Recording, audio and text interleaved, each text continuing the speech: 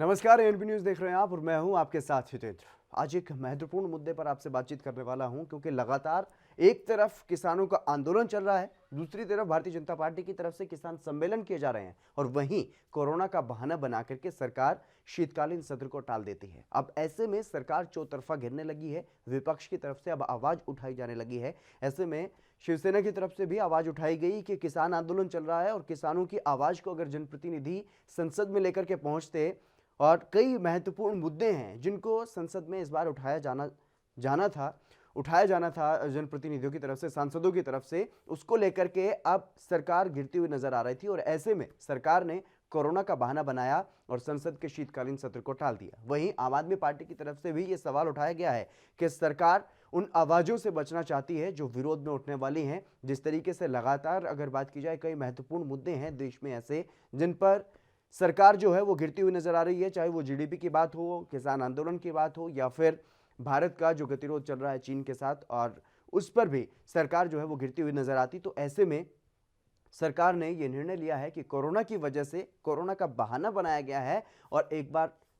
ये जो बचने की कोशिश की गई है, संसद का शीतकालीन सत्र टाल दिया गया है। अब ऐसे में उत्तर प्रदेश के पूर्व मुख्यमंत्री और समाजवादी पार्टी के अध्यक्ष ने भी महत्वपूर्ण सवाल उठाया है कि जो जनप्रतिनिधियों का आक्रोश है उससे बचने के लिए सरकार ने यह कदम उठाया है। एक तरफ चुनावी रैलियां की जा रही हैं भारतीय जनता पार्टी की तरफ से, किसान आंदोलन के खिलाफ अगर बात की जाए तो किसान सम्मेलन किए जा रहे हैं अलग अलग राज्यों में, बड़े बड़े जनसमूह जो हैं वो रैलियों में जुट रहा है, बड़ा जनसमूह, और ऐसे में वहां पर कोई कोरोना का खतरा नहीं है तो फिर संसद में कैसा कोरोना का खतरा है, क्योंकि इससे पहले भी संसद का सत्र जो है वो बुलाया जा चुका है कोरोना के काल में। और ऐसे में कोरोना का जो बहाना है वो अब सिर्फ और सिर्फ बहाना ही दिखाई दे रहा है, क्योंकि ऐसी और कोई ठोस वजह सरकार की तरफ से नहीं बताई गई है कि क्यों ये शीतकालीन सत्र टाला गया है। एक तरफ दिल्ली में देश भर का किसान, अगर खासतौर पर बात की जाए पंजाब, हरियाणा, उत्तर प्रदेश का किसान दिल्ली की सीमाओं पर डटा हुआ है और वहीं सरकार किसानों की आवाज सुनने की बजाय, किसानों की मांगों को मानने की बजाय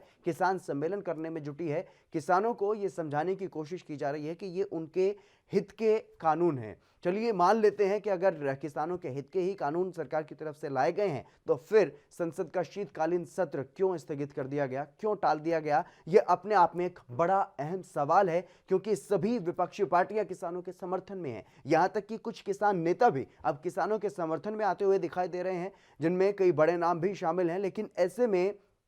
अगर सरकार चर्चा से बच रही है, सरकार संसद का सत्र नहीं बुला रही है, तो ऐसे में अब यह सवाल उठना लाजमी है कि कहीं ना कहीं जो आक्रोश जनप्रतिनिधियों में है, जो आक्रोश किसान नेताओं में है, या फिर जो चर्चा होनी चाहिए, कई महत्वपूर्ण मुद्दे इस वक्त देश में चल रहे हैं, उनसे अब बचने के लिए सरकार ने यह रास्ता अपनाया है कि कोरोना का बहाना बना दिया और संसद का सत्र जो है वो टाल दिया गया। देश दुनिया की खबरों के लिए एएनबी न्यूज को सब्सक्राइब करें और बेल आइकन दबाएं।